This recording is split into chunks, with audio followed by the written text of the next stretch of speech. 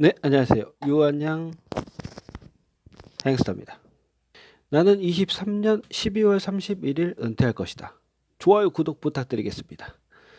아크 ARKK가 또 연속해서 올라주고 오늘 또 이제 장 전에 또 올라가주고 있습니다. 신재생도 어제 다시 한번 또 점업을 또 해줬고 러셀 2000도 좀 왜소하게 느껴지네요. 1.34%. 반도체도 거의 3% 가까이. 애플, 아마존, 마이크로소프트도 거의 2% 가까이 상승을 했습니다.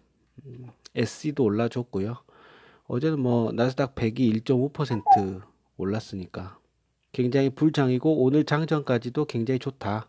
내일 휴장이기 때문에 오늘까지만 올려주면은 다음 주도 뭐 문제 없지 않나 그런 생각이 들고요.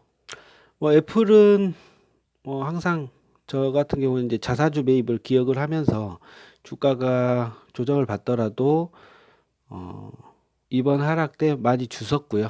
마이크로소프트도 이번에 이제 미 육군 펜타곤 국방성하고 이제 뭐 계약을 했겠죠. 그래서 220억 달러에 달하는 AR 헤드셋 계약 체결을 했다. 그래서 장 전에 또 오르고 있어요. 어제도 이제 뭐 1% 넘게 2% 가까이 이제 올라줬는데 일단 나스닥 100이 제가 예상했던 것처럼 좀 올라줘서 주식 같은 경우는 뭐 자기가 예상하는 대로 올라가 주면 굉장히 기분이 좋거든요. 그래서 오늘 하루 종일 또 실실거리면서 일했습니다. 그렇다고 이 주식을 계속 갖고 있냐? 그렇지는 않고요. 비율에 맞춰서 저는 NTSX 비율을 점차적으로 늘릴 겁니다. 아무래도 뭐 주식 고르는 능력이라든지 그걸 계속 트레이닝할 능력 자체가 많이 떨어지기 때문에 채권과 주식을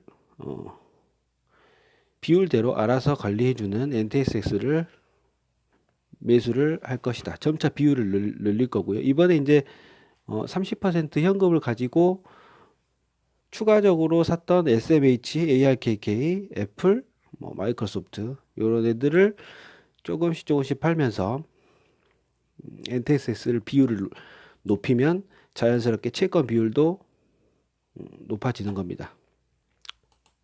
그래서 이제 결국은 21년 포트폴리오는 애플, 아마존이 그 다음에 마이크로소프트가 약 한 10% 내외에서 보유를 할 예정이고 SE는 한 5% 정도.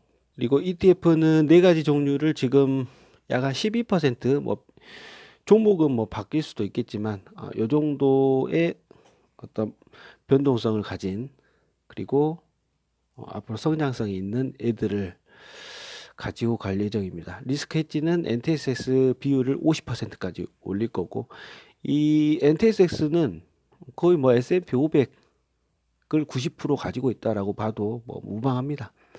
거기에 이제 채권이 60% 되기 때문에 실질적으로 제 시드의 채권이 30% 정도가 되는 거죠.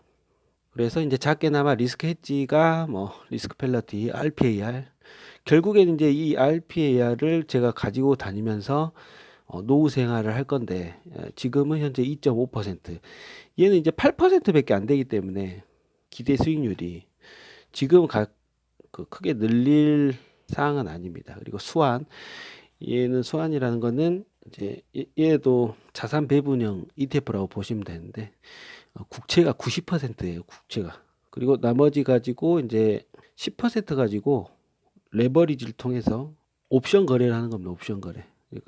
채권이 90%이기 때문에 주식이 안 좋을 때 굉장히 퍼포먼스를 발휘를 해준다. 근데 연수익률이 8%가 조금 안 됩니다. 그래서 20년 정도 백테스팅을 해보면 S&P 500하고 거정 비슷해요. 그래서 이 두 개를 5% 목표로 가지고 가려고 한다. 그리고 지속적으로 리밸런싱을 1년에 한 번 목표인데 어떻게 될지 모르겠어요. 작년에도 1년에 한 번 하기로 했는데 대여섯 번 한 것 같아요. 그리고 이제 뭐 어제 오른 거는 도로 항만 등의 인프라, 뭐 전기차, 상수도, 뭐 5G 인프라, 뭐 이런 바이든 행정부의 추가 부양이 나왔기 때문에 굉장히 올라줬는데 애플이 바이든 수혜주였나요? 어제 주식 오르면서도 참 스스로 웃고 있었는데 저는 뭐 5G 인프라 요거는 뭐 생각도 안 하고 있었어요. 그래서 뭐 빅테크는 바이든 되면 다 떨어질 줄만 알았죠. 전문가들도 그렇게 말했었고 다만 앞으로 이제 기대가 되기 때문에 제가 들고 있었던 거고요. 자, 아무튼 이 포트는 굉장히 괜찮은 것 같아요. 이제 하락에도 방어도 됐었고 빅테크가 있었기 때문에 그리고 변동성이 있는 애들 뭐 반도체 같은 경우 ARKK 신재생 에너지 얘들 이제 앞으로 이제 어떻게 올라갈지 모르겠지만 그래도 힘이 됐었다. 그래서 전체 시드에 이제 현금이 30%가 있었기 때문에 TIP로 가지고 있었었죠. 그리고 그거를 팔고 주식에 이제 투자를 매수를 비율에 맞춰서 했던 거죠. 자, 수많은 변동성 단기적 주가 예측 흐름은 진짜 굉장히 어려운 것 같습니다. 미국이 최소 1년에서 5년, 10년 동안 세계 경제를 좌우할 것이라는 것에는 저는 동의를 하는데 뭐 특히 이제 올해 금리 인상은 굉장히 제한적이기 때문에 공격적인 포트폴리오를 유지를 한다라고 저는 생각을 한 거고요. 그래서 증권사들 뭐 견해 그리고 뭐 애널들 말을 듣고 줏대 없이 가치주로 변경을 했다면 더 큰 손실을 보지 않았을까 생각이 듭니다. 물론 이 상승 흐름이 다음 주에 꺾일 수는 있겠지만 아무튼 저는 긍정적으로 보고 있습니다. 물론 이제 가치주들의 주가 상승이 얼마나 예견돼 있는지는 사실 단기적으로 뭐 어려운 거죠. 그래서 애플, 아마존, 마소 실적은 앞으로도 괜찮을 것이고 향후에도 좋을 것이다. 그래서 법인세를 올려도 더 큰 이익을 내줄 것이고 반독점 소송이라든지 별일 없이 지나갈 것이라고 저는 긍정적으로 생각을 하고 있고 그 사이에 뭐 주가는 등락을 반복을 하겠죠. 자, 결론은 뭐 애플, 아마존, 마소는 올라가고 있고 나스닥 100도 오늘 장 전에 굉장히 불마켓을 보여주고 있습니다. 자, 또 외쳐보겠습니다. 나는 23년 12월 31일에 은퇴했다. 나는 부자다. 금융자산 50만 불을 벌었다. 나는 순자산이 10억이다. 나는 이미 은퇴했다. 월 현금 흐름 500만 원을 달성했다. 자, 오늘은 뭐 그 배당금을 좀 어디서 조금씩 들어왔네요. 러셀 2000 그로스랑 그냥 러셀 2000 두 개 갖고 있죠. 3% 2%씩.